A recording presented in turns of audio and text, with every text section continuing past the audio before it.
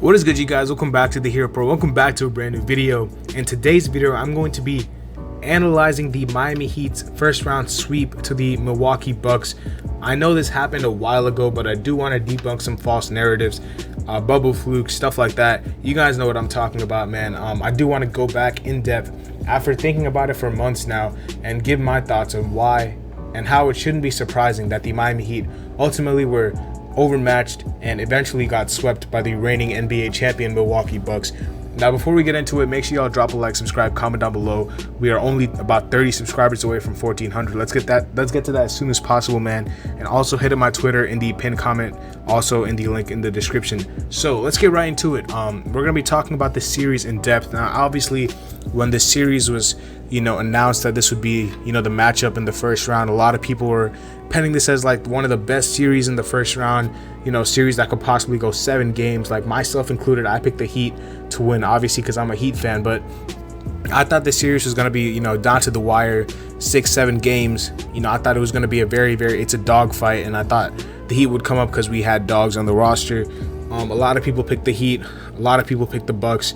Most people did pick the Bucks, but the Heat were favored because of what happened the year before, where the Heat beat them in 5 in the bubble. And that really influenced a lot of people's decisions when it came to picking the Heat in the series. And I don't really blame them. And also coming into the series, you had the Bucks winning 2 out of the 3 of the matchups, but no Jimmy Butler in all 3 of them. So a lot of fans thought Jimmy Butler didn't play in all 3 of those any of those matchups. And with him in the series, it's a complete different story. And rightfully so, because Jimmy Butler the year before had proven that he was one of the best, top 15 players in the NBA, top 10, depending on who you ask. And he had put the Heat on his back to take them to 6 games against a very strong Lakers team without 2 of his best players alongside him, in Bam and Goran.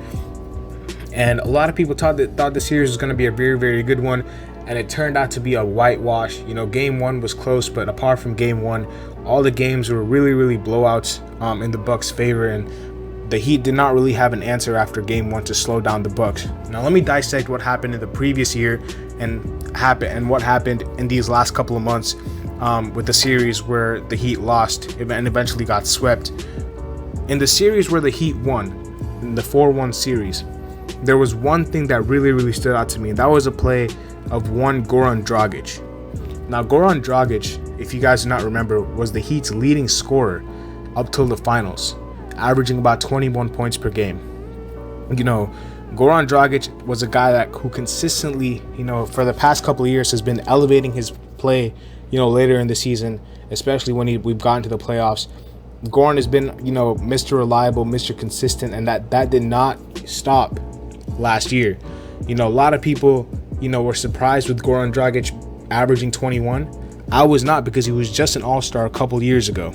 And Goran Dragic averaging 21 points in that series in the playoffs, and being the leading scorer of the Heat in the playoffs over guys like Jimmy Butler and Bam Adebayo, the 2 all-stars who were named that year, kind of made the Heat have a de facto big 3. When you have Butler, you have Adebayo, and then you add Dragic's 21 points per game, effectively making him the leading scorer. That's a big 3 right there, in a lot of people's eyes. And, with Goran playing so well, it added another scorer that the Heat could rely on, not only, during the middle of the game, but also down the stretch. He could take the pressure off of Jimmy. He could close games. He hit big shots, big shots. And he single-handedly won us a lot of games in the playoffs. So Goran Dragic was the guy for the Heat in the playoffs until the finals. He was, the leading scorer for a reason. So when you fast forward to 2021 in the series against the Milwaukee Bucks, Goran Dragic is not the same whatsoever. And a lot of that was due to age. A lot of that was due to the injury he suffered in the finals, torn plantar fasciitis. He came off the bench in the first 2 games. The adjustment was made to put him in the starting lineup for Kendrick Nunn. Did not really work out. He was not the same player throughout the whole season, not even just in the playoffs. Goran Dragic is not the same throughout the whole season. So already, the Miami Heat, you're taking away their leading scorer throughout the playoff run last year.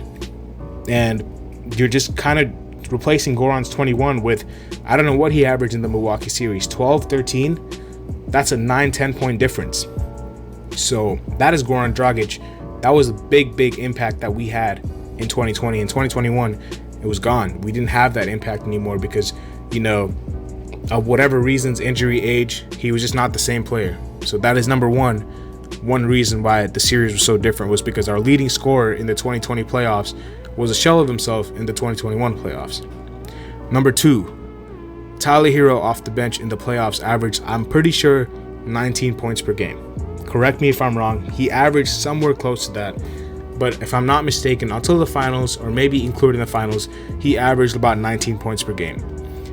Now, Tyler Hero averaging 19 points per game off the bench, playing every fourth quarter minute in the playoffs, and playing the most fourth quarter minutes in the playoffs for the Heat in 2020, was a big deal for us. He was a rookie who was just, performing on the biggest stage. No one really knew about him. He was coming in, lighting things up, and being another guy who could, you guessed it, take the pressure off of Jimmy, take the pressure off of Bam, who could score the ball really effectively, and could just do multiple things. So Tyler Hero, if you look at what happened in the 2021 playoffs, shell of himself.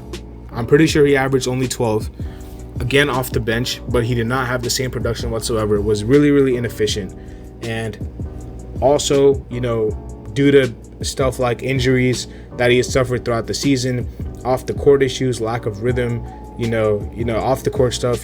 He's had a lot of stuff to deal with. I don't think Tyler Hero is a one-hit wonder or whatever. I think he's a very good player, but he just did not have it that series. And throughout the whole season, he's been an up and down player throughout the whole season. Some stretches he would be amazing, some stretches he'd be very frustrating to watch. I think a lot of that was because he wasn't really getting consistent minutes because of his injury. He was getting thrown in and out of the lineup. He wasn't getting his rhythm because guys like that, scorers, need rhythm. You can't just throw them in and expect them to, just be fine. They need, a couple shots under their belt, couple games under their belt before they feel comfortable. There was a stretch where Tyler had back-to-back 30-point games in that season. And in the same season, he laid an egg in the playoffs. So already, you're taking away a 21 point per game scorer and a 19 point per game scorer and replacing both of them with 12 point per game scorers. That is already almost a 20 point difference from the year before, 17 or 16 if you want to do the math. That is a lot of points that the Heat were missing. And the main reason we struggled in that series was because the offense was lackluster. And not only that, I'm going to get to more stuff, don't worry. Goran Dragic and Tyler Hero were the first two that we're going to be talking about because they did not play as well as they did in the year before. Jimmy Butler, the best player on the team, only scored 58 points in the series. Outscored by Bryn Forbes. Everyone loves to talk about that. But he only scored 58 points in that series. 58. This is a guy who in game one of the 2020 playoffs, of the 2020 Eastern Conference semifinals against the Bucks in 2020, he scored 40 in game one. And he scored 58 in the whole of the 2021 series. That is crazy. So you're taking away a guy who's been the best player of the Miami Heat. Jimmy Butler was having a low-key MVP season. He was a dark horse. I'm not going to say he was in the conversation, but a lot of people knew that he was having an MVP impact on the Heat in 2021 with all the COVID injury stuff like that. And he only scored 58 points in the 2021 playoffs. Now, this does not make Jimmy Butler a flop, a bad player, whatever. He just had a bad series. And a lot of that was because he was just not making shots, and a lot of that was because of the Bucks' defensive adjustments. Mike Budenholzer deserves a ton of credit for how they played Jimmy Butler. What we did to Giannis in the 2020 series, they did that with Jimmy Butler. Jimmy Butler does not have a reliable jump shot, so make him beat you from the outside. Make him take, 8, 9 threes. Because I remember Jimmy Butler did take those amount of shots, and then when he was asked, if he was going to continue shooting the ball when he was open, he said yeah. So I'm not surprised, with how Jimmy Butler played, because he continued to take open threes, even though that was not his strength. And we're not asking him to stop taking open threes, but the Bucks did exactly what they were supposed to do.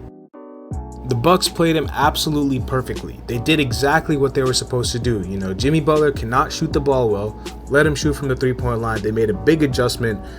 They had Giannis guard Jimmy Butler. You know, Giannis was actually guarding Jimmy Butler, which was something that Giannis did not do in the series in the year before. You know, Giannis has been a guy that people were criticizing for being the defensive player of the year and being a help defender. But you had moments in 2021 where he was actually the primary on-ball defender of Jimmy Butler. So not only do you have 17 to 20 points being taken away from Tyler and Goran scoring, you have, I don't even know what Jimmy Butler, the amount of points he scored in the 2020 series, but it was a lot more than 58. I can tell you that for a fact. For an absolute fact, Jimmy Butler scored at least 70, 80 points if I'm not mistaken. So, you know, let's say he scored 70 or 75. That's almost 20 again that you're taking away from Jimmy. And he was a complete shell of himself in that series. Next, Bam Adebayo did not want to shoot the ball. He was absolutely scared of shooting the ball in that series. You know, in 2020, he was not, the biggest X factor with the scoring. He was really there for his defensive prowess. But he did hit some big mid-range shots in 2020. I do remember, end of the shot clock, he just hit some big mid-range shots. But Bam was not the same player. I cannot tell you the statistics because I don't have them in front of me. But I know Bam was not the same player that he was in 2020. And then, so those are the 4 best players in the 2020 series. And in 2021, we didn't get those. We did not get anything. We got, about a 40-point reduction if you count Jimmy, Tyler, and Goran's points difference from this year and last year. And then whatever Bam's was, let's say it was 10 or, whatever it was, that's almost a 50-point difference between 2020 and 2021, the 2 playoff series. If you take away Goran's how many ever 9 points per game extra, Tyler's 7 points per game extra, Jimmy's 20 points more that he scored in 2020, and Bam's how many ever points he scored. That's a lot of points that we did not put up. Next, Duncan Robinson had one game where he was pretty good, but apart from that did not shoot the ball well. Whereas in 2020 he was very good shooting the 3-point shot. We even talked about how the Bucks give up open threes. They gave up open threes, we just couldn't hit them. Trevor Ariza did not fill the Jay Crowder void. So now you have those two not doing what they're supposed to do. Duncan Robinson was not hitting threes. Trevor Ariza was not doing what Jay Crowder did, which was hit threes and play defense. He was playing defense, but he was not shooting. His 3-point shot was gone. He did not shoot threes. Dwayne Dedmon was the only guy who was an upgrade over whoever the backup center was. I'm pretty sure we had Olynyk or Iguodala playing backup center minutes in 2020. Dwayne Dedmon was better than both of them. But apart from that, everyone regressed in the series in 2021 against Milwaukee. And then to add on to that, you have the adjustments that the Milwaukee Bucks made, not only by strategy as far as how they're going to defend the Heat and how they're going to play the Heat, but personnel-wise.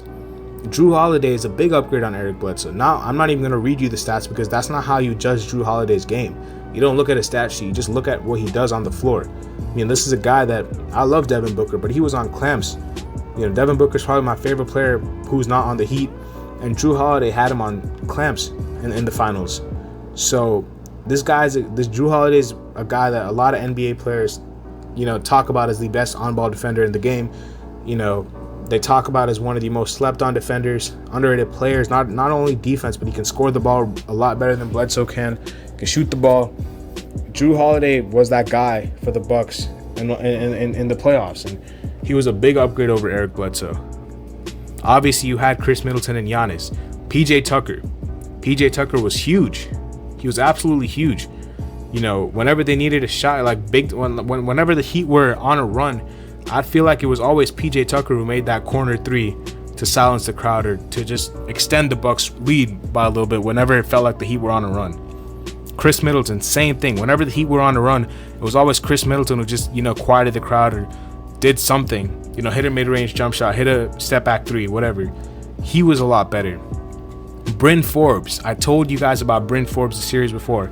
Sure, he was not the best in the rest of the playoffs, but in that Heat series, he absolutely torched us. You know, he was electric from the three-point line. Granted, they did lose Dante DiVincenzo after game 2, if I'm not mistaken. But apart from that, they had a lot of additions to their already formidable team. And if you compound that with the strategy that they had to play us, you know, which was let Jimmy Butler shoot threes and let him not drive, and, you know, let Bam beat you, which Bam did not beat anyone by not shooting the ball. I don't know why the message was not delivered to Bam. He had to shoot the ball, and, you know, I'm very excited to see what he does in this season. You know, Chris Bosh already said, you know, for Bam to take the next step, he just has to shoot the ball more. And I think he will. I think it'll be a different series if we play Milwaukee, because I think a lot of people are going to learn lessons. We have personnel changes, but I just want to analyze how the Heat got dismantled so easily. You know, a lot of people are thinking it's, you know, product of the bubble, you know, whatnot. But you have to look into depth and, you know, see how the Heat, you know, how they were so much different from the year before. Not only did I tell you about, you know, how these players regressed who were amazing for us in the playoffs against the Bucks, I even told you about the Bucks personnel changes and their strategy changes. So you can't just, you know, minimize it and just look aside and say, oh, it was because of the bubble, they were just better in the bubble. That's not how it works. You know, there's always a root cause for something. And to me, when you're looking back on it right now, if anyone was reading what I just told you guys with the points differences and whatever, I would not be surprised that the Heat got swept, because, you know, we had no offense whatsoever, no offense, and that was the reason we lost the series. Now, the reason I want to do this is because hopefully, you know, when Kyle Lowry gets acclimated with things and we added a PJ Tucker and Markieff Morris, hopefully, you know, close to a healthy Victor Oladipo, I think it'll be a lot different. I do think it'll be a lot different, but I just want to illustrate the fact that, you know, it was not because the Heat were products of the bubble flukes, whatever. It's a very easy thing to say, you know. It's a very easy thing to run away with something that has been, you know, trending on Twitter just because it's a joke or something like that. If you are a basketball, you know, savant like I am, you have to look at these things and just look into depth and say, hey, wait a minute. It's not that simple. There's a root cause for all of this. And once you dissect every aspect of the series like I did, you'll soon realize that it was not really a surprise that the Heat got swept. So that's basically where we're going to end the video. Hopefully you guys enjoyed it. Make sure you guys drop a like, subscribe, comment down below. I'll see you guys later as always, guys. Peace.